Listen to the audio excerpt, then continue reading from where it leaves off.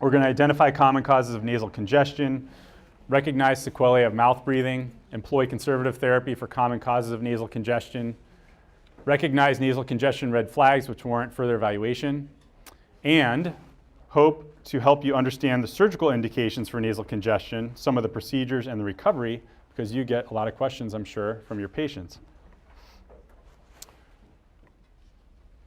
So really any component of nasal anatomy can cause obstruction. The nasal valve is literally the entrance to the nose here. It's often overlooked. The nasal septum is the vertical midline wall that separates the nose into two sides. The turbinates or nasal conchae are these scroll-like bony structures that hang off the side wall of the nose. The paranasal sinuses we talked about extensively last talk. They have pathology that can cause congestion. The choana is the posterior opening within the nasal cavity. And the nasopharynx can also have pathology that causes obstruction.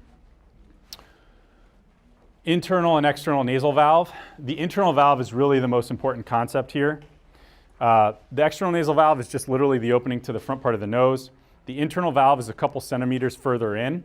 It's the narrowest part of the upper airway, provides the most resistance. It's bordered medially by the nasal septum, inferolaterally by the head of the inferior turbinate, and then superolaterally by the lateral nasal wall, which is made up this flat panel-like piece of cartilage called the upper lateral cartilage. Nasal septum, this is called the quadrangular cartilage. I tell patients front part's made of cartilage, top, back, and bottom are made of bone. This is the perpendicular plate of the ethmoid attached to the cribriform plate. The vomer is attached to the sphenoid and the palatine bone. Here we've got the turbinates. Again, the scroll-like bony ridges that hang off the side wall of the nose. They are covered with a very thick soft tissue and a mucous membrane. The turbinates are probably the most important structures in the nasal, well, not probably, the turbinates are the most important structures in the nasal cavity. Amen.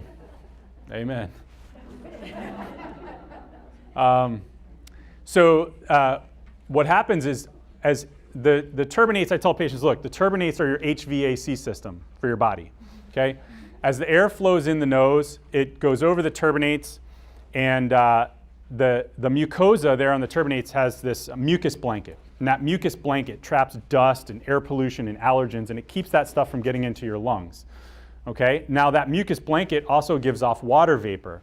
So the air gets humidified before it reaches the back of the nose and goes down into the lungs. You don't want your lungs getting this dirty, dry air. The lungs function much better with humidified, clean air. Now, another important concept is thermal exchange. So the turbinates actually temperature regulate the air flowing into your nose. They have a very rich network of venous sinusoids, which is actually akin to erectile tissue, underneath the mucosa, okay? That has a constant heat sink, if you will, of blood. And as the air flows over the turbinates, it gets brought closer to body temperature before it goes into the back of the nose and then down into the lower airway. Sinuses, you're expert on now. Choana is the posterior opening in the nose. All right, nasal physiology. So the nose is responsible for respiration, i.e. gas exchange, filtration, humidification, as I just discussed, and importantly, temperature regulation. The nose also does olfaction and voice resonance. All right, with respect to respiratory physiology, resistance is an important, very, very important concept.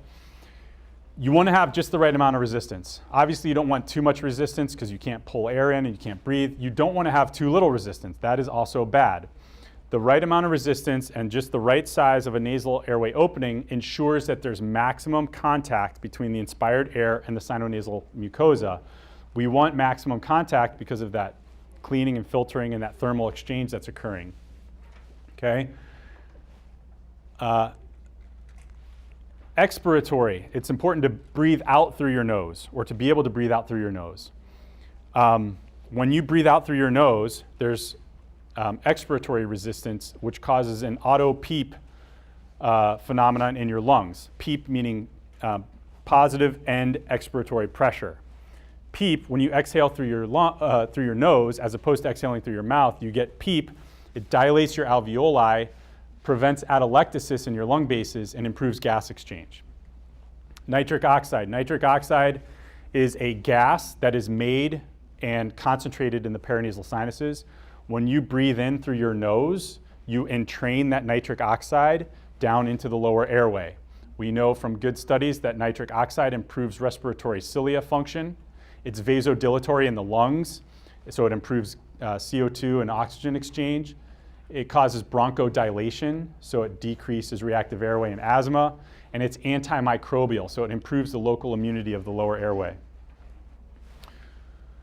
We all intuitively know the sequelae of chronic nasal obstruction and mouth breathing, but these are all clear associations in the literature. These patients get chronic pharyngitis because they're drying out. They're losing the protective effect of IgA antibodies and enzymes that help us fight bacteria. Clear association in the literature with asthma and reactive airway. Dental plaque and caries, again, that drying effect. You lose the protective effect of saliva. These patients get gingivitis, halitosis, chronic facial skeletal changes. I would love to talk to you for a couple hours about this, so I'm going to gloss over it. If you have questions on it, we can go over it after. CO2 and pH abnormalities. These patients can get a respiratory alkalosis chronically and systemic vasoconstriction. Sleep disturbance and snoring. Dr. Rubin went over that nicely. And they awake with morning headache. You can break down the different types of nasal obstruction into these categories: inflammatory, structural. I'll just point out a deviated nasal septum was the most common in the literature. I would argue in my practice, when I'm seeing new patients with nasal congestion, it's usually inferior turbinate hypertrophy. And then sensory aberration. These patients, they feel like they're congested, but their nose is wide open. They don't have enough resistance, so they get a sensory aberration. They're not feeling the appropriate amount of resistance. Their nose is too open. They either had some type of excessive surgery to remove turbinates, or they've had some type of medical condition that has caused some erosion or tissue loss in their nose. These are very challenging patients to treat. Neoplastic conditions. I tell patients when I'm seeing them with tumors, there are about 30 or 40 different types of tumors that can grow in your nose. This is inverting papilloma, benign tumor. All right, when you're evaluating a patient in your primary care clinic, what you want to do is determine the medically treatable inflammatory cases from the structural cases that you might need to refer on. So you want to identify who you can help. And you also want to identify what the red flags are, who needs to go on for an urgent referral.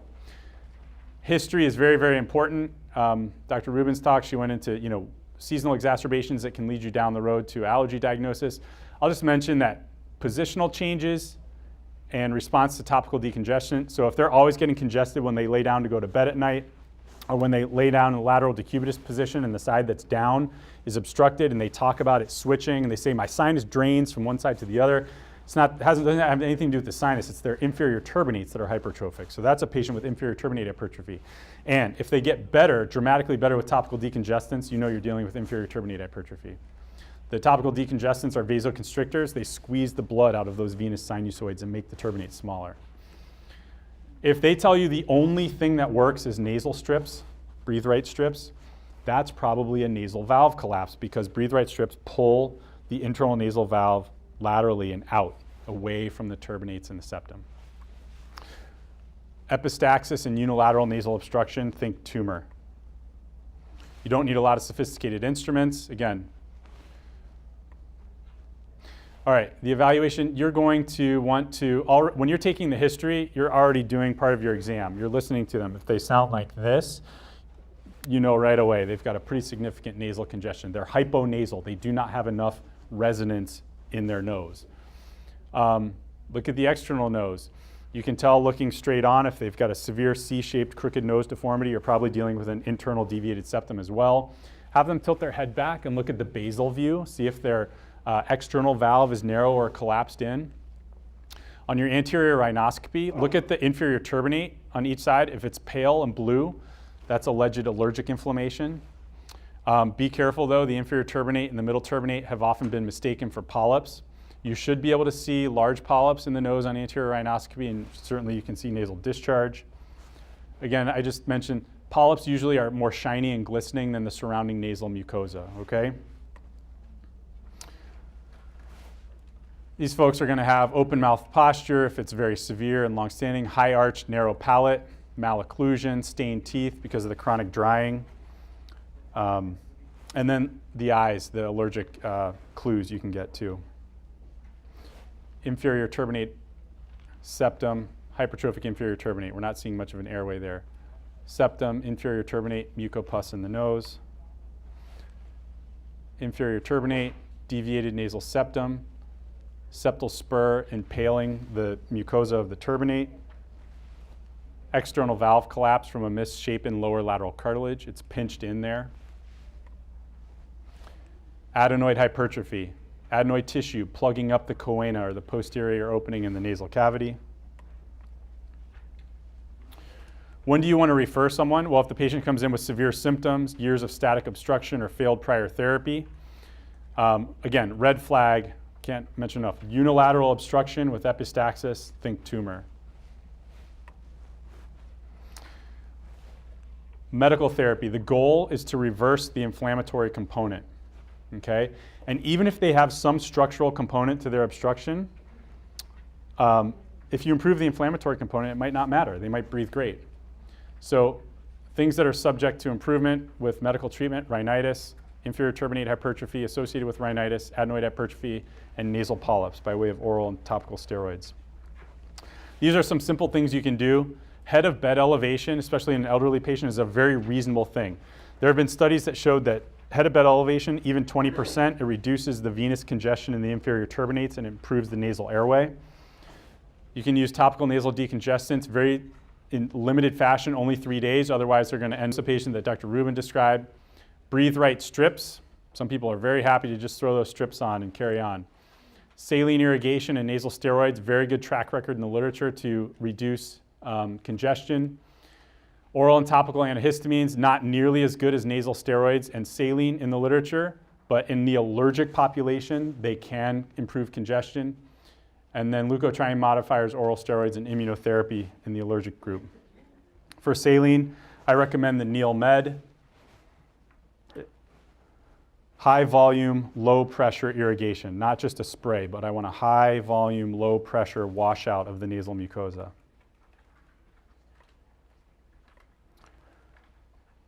For the sake of time, I'm going to skip forward because a lot of that was covered by Dr. Rubin. So surgical treatment is for failed medical therapy. Now, the duration of failed medical therapy to qualify for surgery is very vague in the literature. The literature suggests, however, that nasal steroids will become effective at 1 week. However, most of us, by convention, will require patients to have failed 4 to 6 weeks of medical therapy. The key to surgical treatment really is diagnosis. Correct diagnosis, correct diagnosis, correct diagnosis.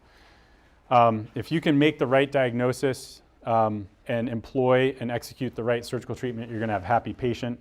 What we're trying to do is avoid doing a septoplasty on a patient that might have nasal valve collapse, and we didn't catch the nasal valve collapse because we didn't carefully look at the external part of the nose. There are various different treatments that can be applied. Inferior turbinate hypertrophy is one of the more common procedures we'll perform in my practice. This is one of the most rewarding procedures for patients. Microdebrider-assisted submucosal resection or radiofrequency reduction that can be done in the office. Obviously, septoplasty for deviated septum, adenoidectomy, nasal valve collapse. There's a host of different things you can do for that. Choanal atresia. I'll just say, again, overwhelming support in the literature for turbinate reduction in patients who failed topical nasal steroids and saline. And these patients, you can have the option of treating them in the office under local anesthesia, and they go back to regular activity the next day. The only downside of that is that in the literature it suggests with the older generation of RF devices, those patients can get some recurrence of congestion at 3 years. It can be retreated in the office. A lot of patients are happy to take that trade-off.